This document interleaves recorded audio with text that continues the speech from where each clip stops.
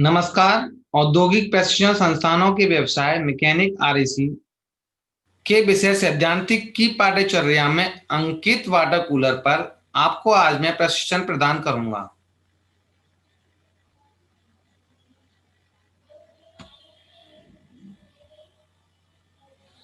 तो सबसे पहला टॉपिक आता है हमारा इसमें वाटर कूलर। तो जैसा कि हम लोग जानते हैं कि वाटर कूलर की डे टू डे लाइफ में इंपोर्टेंस बढ़ती जा रही है।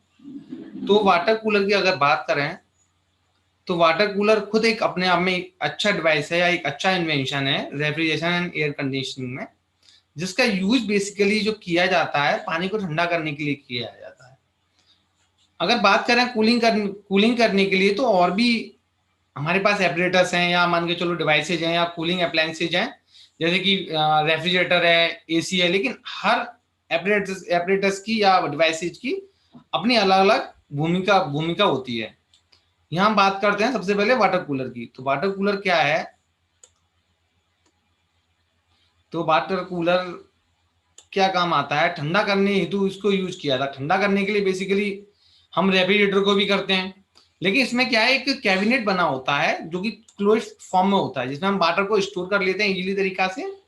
और वही उसी वाटर कूलर को हम वाटर कूलर की मदद से पानी को आगे फ्लो कराने में मदद करते हैं। वही हमें पानी, ठंडा पानी आसानी से हमको मिल जाता है।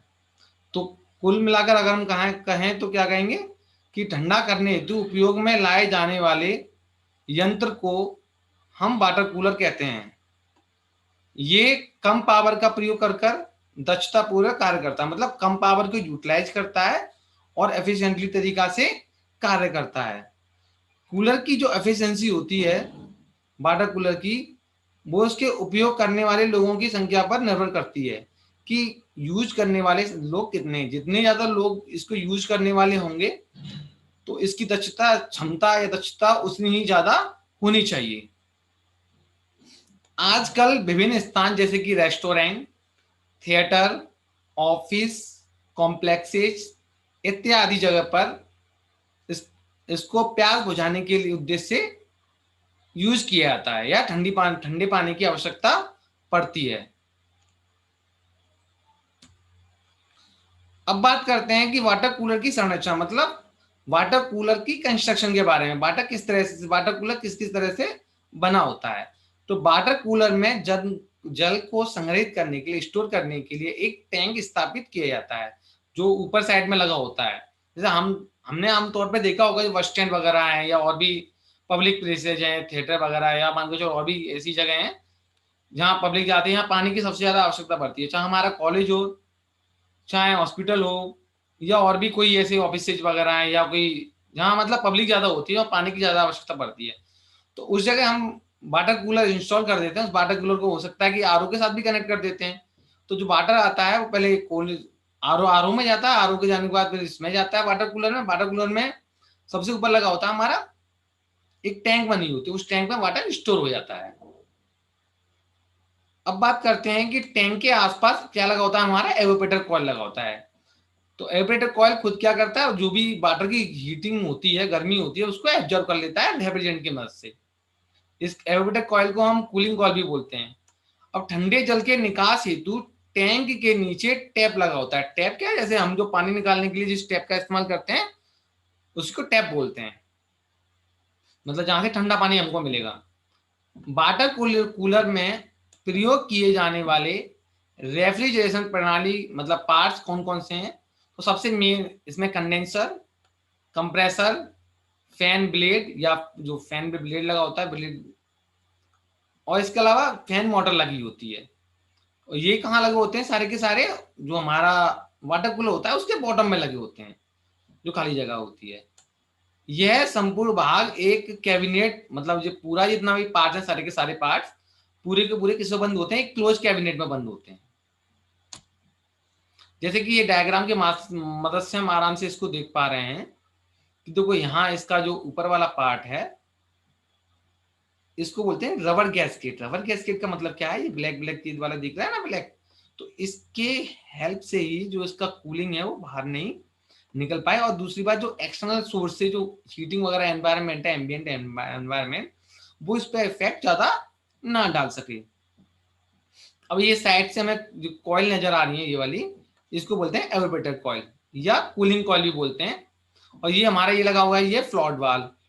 अब फ्लॉट वाल्व का काम क्या है, जो यहाँ से पानी आ रहा है इसमें इन हो रहा है इस साइड से, तो फ्लॉट वाल्व में क्या होता है, जब पानी इसमें टैंक में पूरा जो हमारी स्टोरेज टैंक है फुल हो जाती है, तो पानी को क्या करता है, ऑटोमेटिकली पानी हमारा कट ऑफ हो जाता है और इसमें ओवरफ्लो होने से बच जाता है। ये टेप वो है, जब ठंडा पानी होता है तो ठंडा पानी को पब्लिक को प्रोवाइड किया जाता है, ये इसको टैप बोलते हैं। अब देखो यहाँ ये सक्शन लाइन है और ये हमारी कैपिलरी ट्यूब लगी हुई है, ये स्टेनर है, ये पानी को फिल्टर करने का काम आता है, गंदी वगैरह को साफ करने का काम आता है। और दूसरा हमारा फैन मोटर है, ये फैन मोटर लगी है। फैन मोटर का यूज क्या है, जो हमारा कंडेंसर कॉइल है यहाँ पर, मतलब वाटर कूलर का जो कंडेंसर कॉइल है, इसमें जो हीट आती है, इस हीट को बाहर निकालने के लिए हम किसका यूज करते हैं, फैन मोटर का यूज यहाँ पर करते हैं। फैन मोटर खुद अपने आप में एक इलेक्ट्रिकल कंपोनेंट्स है जो कि बिजली से चलता है। इसके पास ही लगा हुआ है देखो हमारा कंप्रेसर, जो कि सबसे ज्यादा इंपॉर्टेंट पार्ट होता है, चाहे वाटर कूलर हो, रेफ्रिजरेटर हो, एसी हो। अब इसमें से दो लाइन जा रही है, मतलब दो पाइप जा रही हैं, कॉपर ट्यूब की जा रही हैं। एक को तो हमारी तरल लाइन बोलते हैं, इसे क्या बोलते हैं, लिक्विड लाइन। और दूसरी कौन सी है, सक्शन लाइन। सक्शन लाइन बोलते हैं। बहुत से क्या नाम है इसको, जो हमारी तरल लाइन है इसको काफी लोग क्या बोलते हैं, कंप्रेशन लाइन बोलते हैं। इसको कंप्रेशन लाइन नहीं बोलते, तरल लाइन बोलते हैं यहाँ पर। अब ये कंप्रेसर बता दिया, ये फैन ब्लेड है जिसमें चल रहा है। अब ये इसी पूरा प्रोसेस सारा का सारा ये रिपीट होता है कि किस तरह से होता क्या है बेसिकली, कि हमारा जो कैबिनेट है यहाँ पर, इसमें वाटर भराया जाता है। अब वाटर से जब ये कूलिंग कॉइल हीट को एब्जॉर्ब कर लेती हैं रेफ्रिजरेंट के माध्यम से, तो ये वाष्प अवस्था में कन्वर्ट हो जाता है। वाष्प अवस्था में मतलब वेपर स्टेट में कन्वर्ट होने के बाद ये जाता है किसमें, कंप्रेसर के अंदर। तो कंप्रेसर में जाने के बाद उस वाष्प को क्या किया जाता है, कंप्रेस किया जाता है, उसका प्रेशर हाई किया जाता है और टेम्परेचर भी हाई हो जाता है। उसमें जाने के बाद में फिर ये पास कर दिया जाता है कहां पर, कंडेंसर के अंदर। तो कंडेंसर में क्या होता है, कंडेंसर में उसकी हीट को बाहर निकाल दिया जाता है, जिसकी मदद से, फैन की मदद से वो हीट बाहर निकल जाती है। फिर दोबारा से वो किस स्टेट में कन्वर्ट हो जाता है, वो कन्वर्ट हो जाता है हमारा लिक्विड स्टेट में। तो फिर से वो लिक्विड स्टेट में कन्वर्ट होने के बाद में वो हमारा आगे बढ़ता है किधर, ये हमारा बढ़ता है कैपिलरी ट्यूब की तरफ। कैपिलरी ट्यूब के बाद में फिर जाता है हमारा वापस किसमें, कूलिंग कॉइल के अंदर। यही प्रोसेस बार बार रिपीट होता रहता है और साइकिल हमारी बार बार रिपीट होती है। इसी साइकिल को बोलते हैं हम कंपेपर कंप्रेशन साइकिल। और इसी साइकिल की मदद से ही प्रोसेस पूरा कंप्लीट होता है और इसी साइकिल की मदद से ही कूलिंग हमको मिल पाती है। अब बात करते हैं इसके जो भी पार्ट्स हैं, कौन कौन से पार्ट्स हैं। दो तरह के पार्ट्स होते हैं बेसिकली, एक तो होता है इलेक्ट्रिकल पार्ट्स और दूसरे होते हैं मैकेनिकल पार्ट्स। इलेक्ट्रिकल पार्ट्स वो पार्ट्स हैं जो कि बिजली से चलते हैं और मैकेनिकल पार्ट्स वो पार्ट्स होते हैं जो बेसिकली जिसमें बिजली की आवश्यकता खासतौर से नहीं होती है उनको ऑपरेशन करने के लिए। अब बोले तो कंप्रेसर भी खुद एक थोड़ा इलेक्ट्रिकल से ऑपरेट होता है, लेकिन जो उसमें प्रोसेस जो क्रिया होती हैं सारी वो तो पूरी यांत्रिक होती हैं या मैकेनिकल होती हैं। और इलेक्ट्रिकल पार्ट्स वो होते हैं जो विद्युत होते हैं, जो बिजली से जो पार्ट्स चलाए जा रहे हैं। जैसे अगर हम सबसे पहले बात करें तो वो हमारा कंडेंसर फैन या कंडेंसर पंखा। तो हमने लास्ट प्रीवियस स्लाइड में हमने यहाँ पर देखा कि जो नीचे साइड में ये लगा हुआ है यहाँ पर, ये कंडेंसर पंखा। तो ये कंडेंसर पंखा का काम क्या है कि जो रेफ्रिजरेंट हीट लेके आ रहा है कहां से, कूलिंग कॉइल से, उस हीट को निकालने में हेल्प करता है किस जगह से, कंडेंसर कॉइल से। अब क्या कहें कंडेंसर पंखा के बारे में कहते हैं, तो सामान्यतः वाटर कूलर में हमारा एयर कूल्ड कंडेंसर होता है। एयर कूल्ड कंडेंसर मतलब सिर्फ हवा के माध्यम से ही रेफ्रिजरेंट ठंडा हो जाता है, जो कि हमारा कहाँ सर्कुलेट करता है, कंडेंसर के अंदर। तो पंखा मोटर कंडेंसर के सामने फिट किया जाता है, अभी डायग्राम में देखा। यह पंखा सिंगल स्पीड का होता है, मतलब सिंगल स्पीड पे ऑपरेट करता है। इसकी हम स्पीड को रेगुलेट करने की जरूरत नहीं है, कम या ज्यादा इसकी कोई जरूरत नहीं है, वो एक ही स्पीड पे फ्लो करता है। अब थर्मोस्टेट द्वारा कंप्रेसर की सीरीज में लगा होता है। अब थर्मोस्टेट का बेसिकली काम क्या है, थर्मोस्टेट का काम यही रहता है कि जब कि हमारा वाटर कूलर जरूरत से ज्यादा ठंडा हो जाए, मतलब उसमें पानी जरूरत से ठंडा हो जाए, तो थर्मोस्टेट सेंस करता है और कंप्रेसर को बंद कर देता है। अब यहाँ पर कंडेंसर फैन भी लगा हुआ है सीरीज में, तो वो भी क्या करता है, कंडेंसर फैन भी हमारा ऑफ हो जाता है। उसके बाद में कंप्रेसर के बंद होने पर पंखा मोटर भी बंद हो जाती है। यह कंडेंसर की गर्मी बाहर निकालने में मदद करता है। सबसे मेन काम क्या है कंडेंसर पंखा का, जो कंडेंसर कॉइल में हीट जो प्रोड्यूस हो रही है, हीट जो आ रही है, उस हीट को बाहर निकालने के लिए हम इसका यूज करते हैं। अगला काम है, अगला टॉपिक है हमारा, अगला काम क्या है इसका, मतलब प्रोटेक्ट करने के लिए, वो है ओवरलोड प्रोटेक्टर। तो ओवरलोड प्रोटेक्टर ये भी एक क्या है, इलेक्ट्रिकल उपकरण है, एक विद्युत उपकरण है, जो कि कंप्रेसर के साथ किसमें लगा होता है, सीरीज में। ये चीज ध्यान देने लायक है यहाँ पर कि किसमें लगा होता है, ये सीरीज में लगा होता है। वाटर कूलर में टू वे ओवरलोड प्रोटेक्टर लगा होता है। यह कंप्रेसर की सेफ्टी के उद्देश्य, ये सबसे इंपॉर्टेंट पॉइंट है कि किसके लिए लगा होता है, कंप्रेसर की सेफ्टी के लिए लगा होता है। जब कंप्रेसर का तापमान उच्च हो जाता है, मतलब जब तापमान लगातार कंटिन्यूअस रन करते करते करते करते उसका तापमान बहुत ज्यादा हो जाता है, तो उस कंडीशन में ये क्या करता है, उसको सेफ्टी प्रोवाइड कराता है। तो उस कंडीशन क्या होता है, ओवरलोड प्रोटेक्टर सप्लाई को क्या कर देता है, बंद कर देता है, मोटर ऑफ हो जाती है और पावर सप्लाई क्या होती है, कट ऑफ हो जाती है। जिस कारण इसे थर्मल ओवरलोड प्रोटेक्टर भी बोलते हैं, मतलब थर्मल ओएलपी भी इसको बोला जाता है। नेक्स्ट पार्ट है इसमें थर्मोस्टेट। तो थर्मोस्टेट, अभी इसके बारे में पढ़ा था, थर्मोस्टेट का काम क्या है, ये दोनों हमारा जो फैन मोटर है उसको कंट्रोल करता है, इसके अलावा कंप्रेसर को भी कंट्रोल करता है। जब ज्यादा कूलिंग हो जाती है हमारा एवेपोरेटर कॉइल के अंदर पानी को ठंडा करने के लिए, तो ऑटोमेटिकली क्या करता है, उसको बंद कर देता है और फिर कुछ समय के बाद में उसको क्या नाम है, चालू कर देता है। तो कुल मिला के ये कि ये ऑटोमेटिक स्विच की तरह काम करता है। यह वाटर कूलर पानी के ताप गर्म को ऑटोमेटिकली कंट्रोल करता है। इसकी रेंज की बात करें तो 60 डिग्री सेल्सियस से लेकर 22 डिग्री सेल्सियस पे ये कार्य करता है।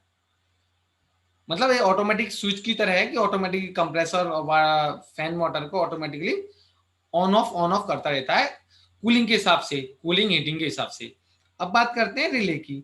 तो रिले भी एक इलेक्ट्रिकल कंपोनेंट है। ये क्या करता है, रिले कंप्रेसर की स्टार्टिंग वाइंडिंग को स्टार्ट हो जाने के बाद कट ऑफ कर देता है। कंप्रेसर रनिंग वाइंडिंग पर चलता रहता है। मतलब रिले भी एक स्टेबलाइजर की तरह काम करती है कि उसको जब बंद हो जाता, बंद ऑन ऑफ कराने में भी हेल्प करती है। अब बात करते हैं इलेक्ट्रिकल कंपोनेंट्स के बाद में। हमारे जो मैकेनिकल कंपोनेंट्स हैं, कौन कौन से मैकेनिकल कंपोनेंट्स हैं, क्या इनकी इंपॉर्टेंस है, इनके बारे में बात करें। सबसे पहले मैकेनिकल कंपोनेंट जो आता है हमारा, वो आता है कंप्रेसर। तो कंप्रेसर खुद एक, इसको हम बोल सकते हैं ये किसी भी रेफ्रिजरेशन सिस्टम का हार्ट माना जाता है। जो कोई भी रेफ्रिजरेशन सिस्टम है उसका एक हृदय है, दिल है। इसके बिना कोई भी प्रोसेस पॉसिबल नहीं है। मान के चलो कि उसके अंदर किस तरह से कार्य होगा, इसको कह नहीं सकते हैं हम। कंप्रेसर है तो मान के चलो कह सकते हैं कि रेफ्रिजरेशन सिस्टम में जान है, नहीं तो रेफ्रिजरेशन सिस्टम किसी काम का नहीं है। तो कंप्रेसर का मुख्य कार्य प्रणाली में दाब अंतर पैदा करना है। इसका मेन डिफरेंस यूज क्या है कि जो रेफरेंस सिस्टम है उसमें एक प्रेशर के बीच में डिफरेंशिएट क्रिएट करना। ये क्या करता है, जो रेफ्रिजरेंट जब इसमें आता है तो निम्न ताप वाष्प को उच्च ताप वाष्प में बदलकर डिस्चार्ज लाइन द्वारा कंडेंसर को भेज देता है। मतलब क्या करता है, जब कंप्रेसर में घुसने से पहले, एंट्री करने से पहले, जो सक्शन लाइन बोलते हैं हम, तो सक्शन लाइन से कंप्रेसर में जब रेफ्रिजरेंट जाता है तो उस सक्शन लाइन में कंप्रेसर में एंट्री करने से पहले उस रेफ्रिजरेंट का जो प्रेशर होता है वो लो होता है और टेम्परेचर भी लो होता है। जैसे ही वो कंप्रेसर में एंट्री करता है तो कंप्रेसर क्या करता है, बेसिकली उसका प्रेशर भी हाई कर देता है और उसका टेम्परेचर भी क्या कर देता है, हाई कर देता है। तो मेरा कहने का मतलब ये है, वो निम्न ताप और निम्न दाब वाले वाष्प को उच्च ताप वाले वाष्प में बदलकर आगे डिस्चार्ज लाइन में भेज देता है या कंडेंसर को आगे फॉरवर्ड कर देता है।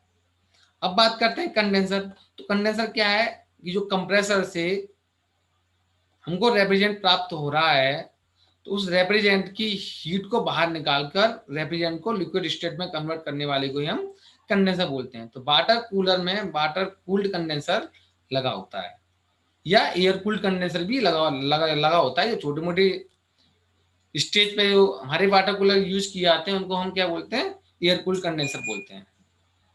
तो इसमें हाई प्रेशर टेम्परेचर होता है, बाष्प से मतलब हाई टेम्परेचर, जो बाष्प होती है वो हाई टेम्परेचर होता है और प्रेशर भी हाई होता है। उसको क्या बोलते हैं, ऊष्मा को बाहर निकाल दिया जाता है और उसका प्रेशर भी कम हो जाता है और टेम्परेचर भी कम हो जाता है और लिक्विड स्टेट में कन्वर्ट हो जाती है। इसको हम कंडेंसेशन बोलते हैं या कंडेंस हो जाती है वो। अगला आता है कैपिलरी ट्यूब।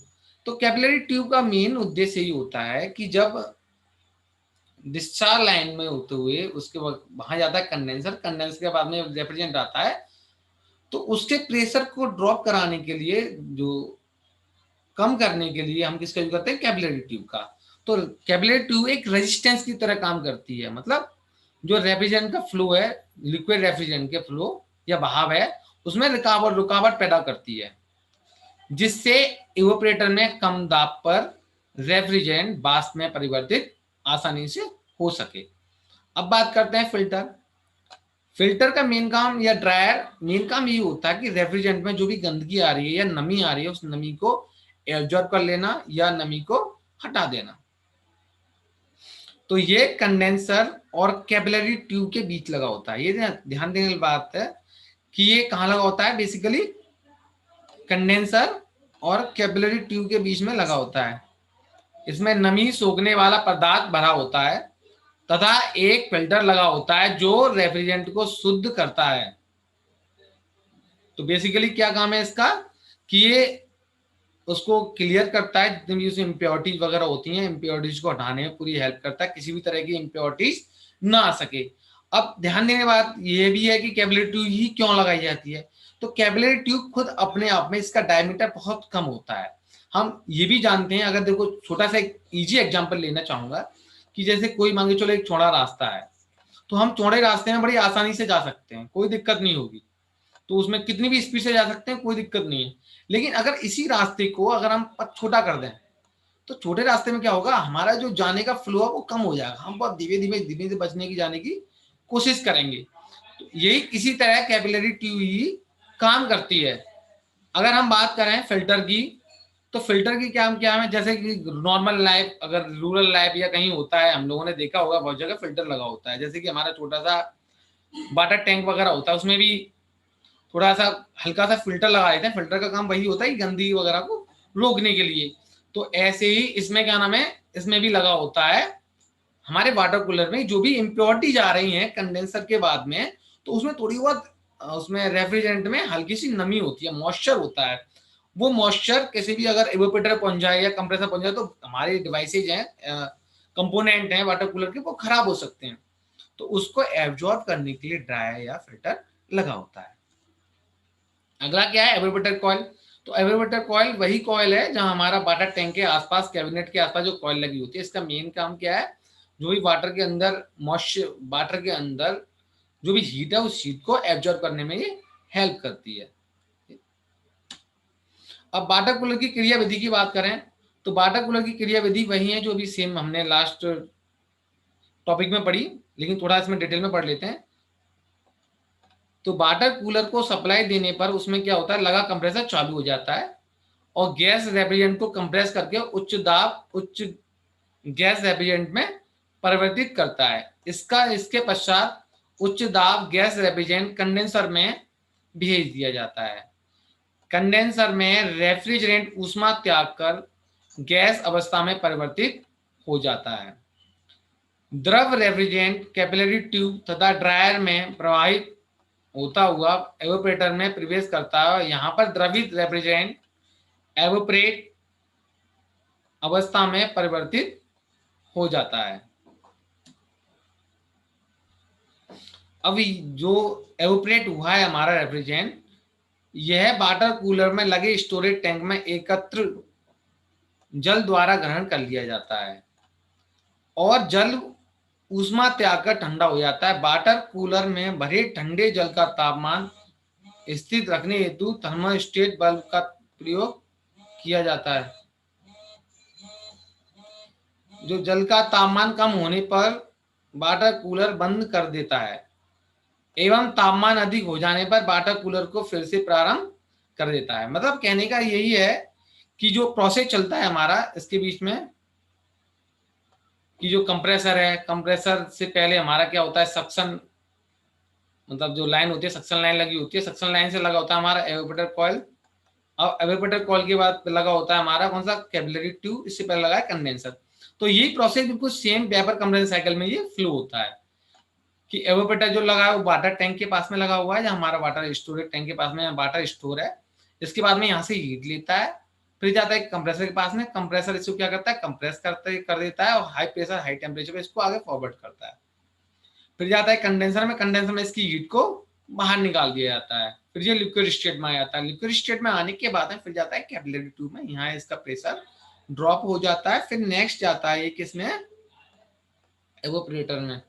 तो एवोपरेटर में जाने के बाद में इसकी हीट निकाल दी जाती है और फिर से कूलिंग होता है। तो ये प्रोसेस हमारा रिपीट होता रहता है।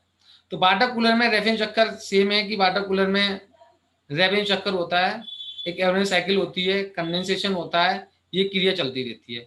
वाटर कूलर में रेफ्रिजरेंट एवोपरेटर से ऊष्मा प्राप्त करके एवोपरेट अवस्था में तथा कंडेंसर में रेफ्रिजरेंट ऊष्मा त्याग कर फिर द्रव अवस्था में परिवर्तित हो जाता है। वाटर कूलर के इसी प्रचालन को वेपर कंप्रेशन रेफ्रिजरेंट चक्कर कहते हैं।